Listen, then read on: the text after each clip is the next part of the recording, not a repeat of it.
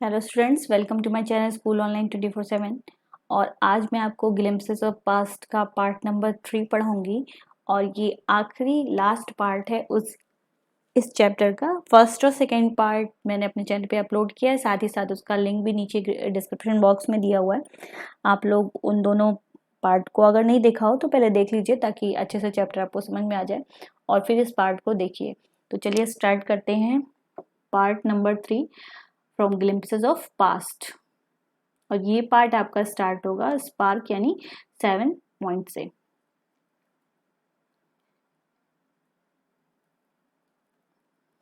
Yes, spark spark means होता है चमक। तो ये जो चमक थी वो कैसी चमक थी? ये चमक कोई आम चमक नहीं थी, ये चमक थी किस चीज की? लड़ाई की, युद्ध की चमक थी, जो कि स्टार्ट हुई थी 1855 से 1857 तक चली थी। और उसके बाद हमें फ्रीडम यानी आज़ादी मिल गई थी। तो चलिए स्टार्ट करते हैं। Taxes continue to ruin the peasants in the Bengal and Santhal who had lost their lands under new law and rules become desperate in 1855. They rose in rebellion and marched European and their supporters alike.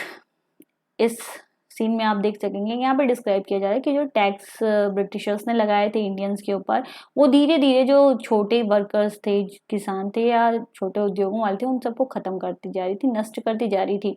और जो बंगाल के थे, और संथाल एक जगह है और जहाँ पे छोटे वर्कर्स लोग रहते थे, वो लोग धीरे धीरे क्या कर रहे थे कि उनसे इस वजह से उनकी लैंड्स यानी ज़मीन भी छीनी जा रही थी, यानी उनके हाथों से निकली जा रही थी, जो नए रूल और रेगुलेशन आए थे ब्रिटिशर्स के। और उसकी वजह से वो अपनी ज़मीन से अलग हो रहे थे। और ये चीज़ 1855 में घटित हुई। क्या घटित हुई कि वो सभी एक साथ कलेक्ट हुए, जितने लोग शोषित वर्ग था ब्रिटिशर्स के थ्रू, और वो एक तरीके से रिबेलियंस यानी एक आंदोलनकारियों के रूप में इकट्ठा हुए। और एक बड़ी भीड़ ने जा करके हमला कर दिया। और इसमें मरकज में जब एक साथ बहुत सारे लोग मर जाएं, उस सिचुएशन में यानी उस भीड़ में बहुत से लोगों की मौत हुई। और उसमें जो लोग थे वो यूरोपियन भी थे, और साथ साथ के में उनके सपोर्टर्स भी थे, जो इस युद्ध में लड़ाई के लिए आए हुए थे। नेक्स्ट देखिए।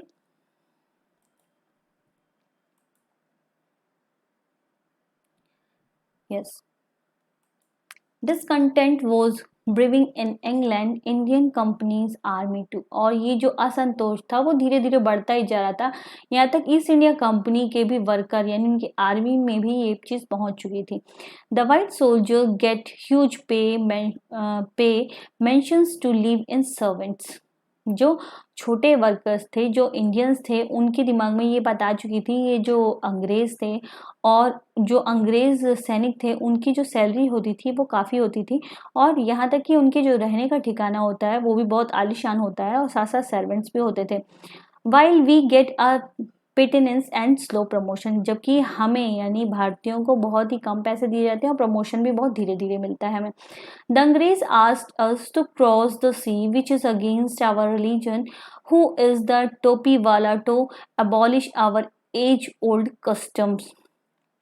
और उन्होंने कहा, आपस में बात करते हुए उन्होंने भारतीयों ने कहा कि जो है ये हमें हमसे अंग्रेज हमसे कहते हैं कि हम लोग समुद्र को पार करके ब्रिटेन में जाएं, उनके देश में जाएं और वहाँ जाकर उनके लिए काम करें, और वहाँ जाकर हम अपने रिलीजन को यानी धर्म को ख़त्म कर लें।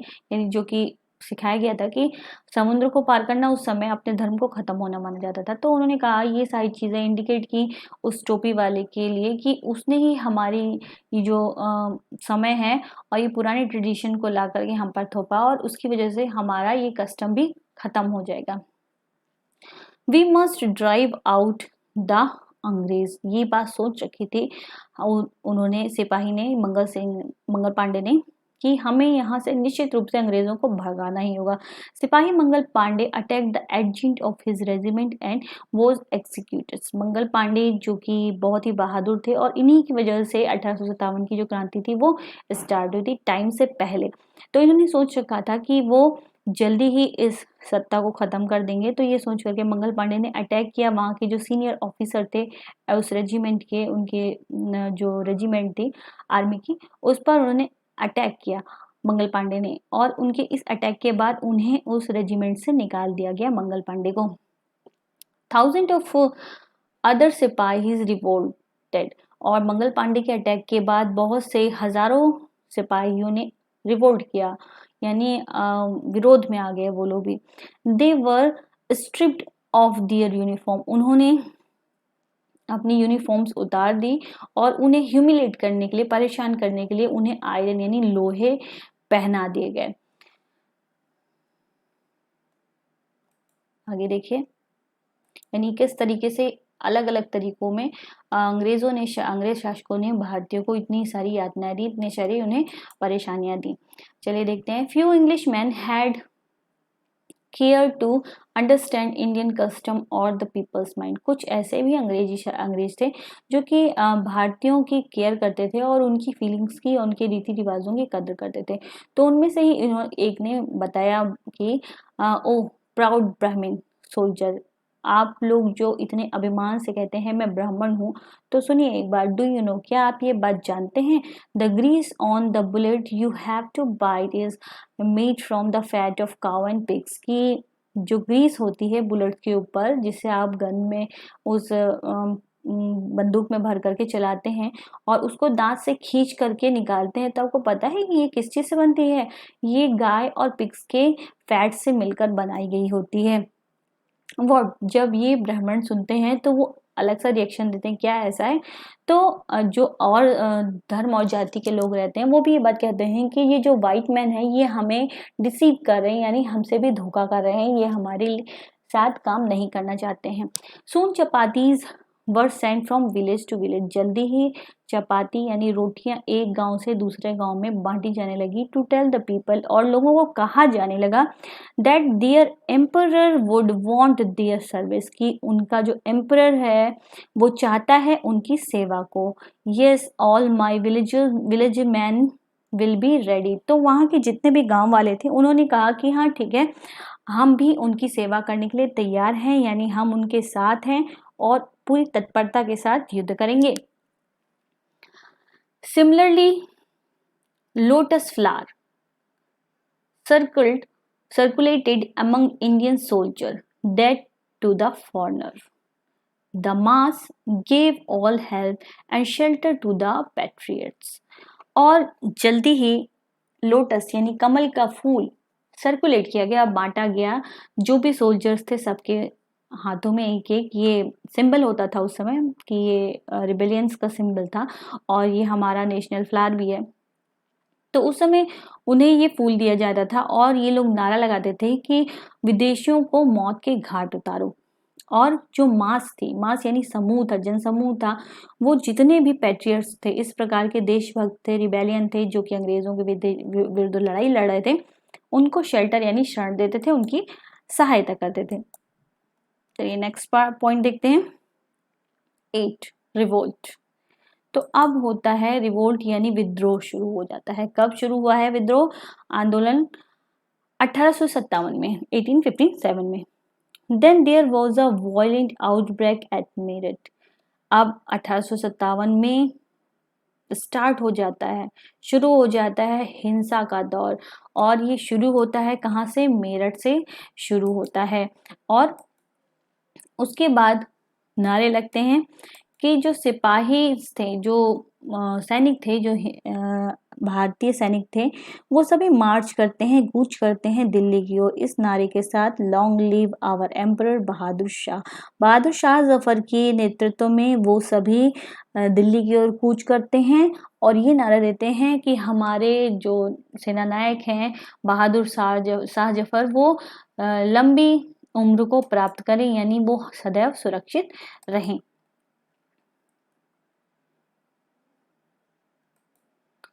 उसके बाद देखिए द रिबेलियन स्प्रेड वाइडर। जो रिबेलियन यानी जो आंदोलनकारी थे वो स्प्रेड वाइडर मतलब अलग अलग दिशाओं में फैल गए लड़ाई लड़ने के लिए। Many landlords had lost their village because of the British policy and they were sore।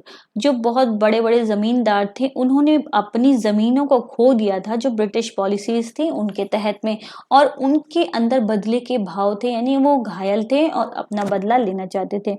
The white man's rule must end, और वो कहते थे कि जो अंग्रेजी शासक हैं इनका जो शासन है वो निश्चित रूप से अंत होना ही चाहिए। Yes we will help you, और सभी ने आपस में सहयोग दिया और एक दूसरे का साथ देने की बात कही।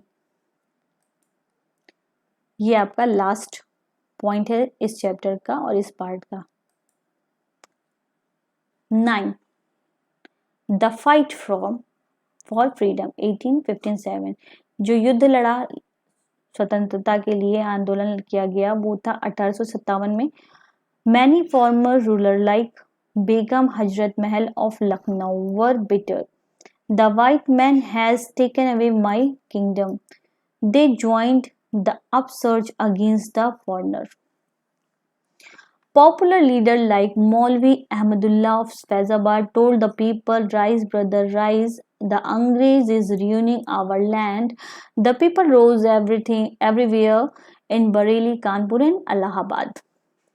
बहुत से फॉर्मर मतलब जो पहले के शासक थे जैसे कि बेगम हजरत महल थी, मौलवी अहमदुल्ला थे फैज़ाबाद के, इन सभी लोगों ने लोगों को जगाया और साथ ही साथ ये लखनऊ भी पूरी तरीके से कड़वाहट से भर गया था क्योंकि अंग्रेजों ने जो बेगम हजरत महल थी उनके शासन को, उनकी प्रजा को मतलब अशांत कर दिया था और साथ ही साथ उनसे उनका अधिकार भी छीन लिया था। बेगम हजरत महल की शासन को उनसे छीन लिया था और बेगम हजरत महल ने भी ज्वाइन कर लिया था ये जो आंदोलन चला था अंग्रेजों के विरुद्ध, फॉरेनर्स के विरुद्ध, उसे ज्वाइन किया और लड़ाई लड़ी। और साथ साथ इधर मौलवी अहमदुल्ला ने भी फैज़ाबाद के लोगों को, साथ साथ बरेली, कानपुर और इलाहाबाद में भी जितने लोग थे उन सबको इकट्ठा किया और अंग्रेजों के विरुद्ध लड़ाई में तैयार किया और लोगों से कहा कि उठो भाइयों उठो, और अब वो समय आ गया है जब हमें अंग्रेजों के विरुद्ध लड़ाई लड़के अपनी भारत माता की रक्षा करनी है और अंग्रेजों को अपने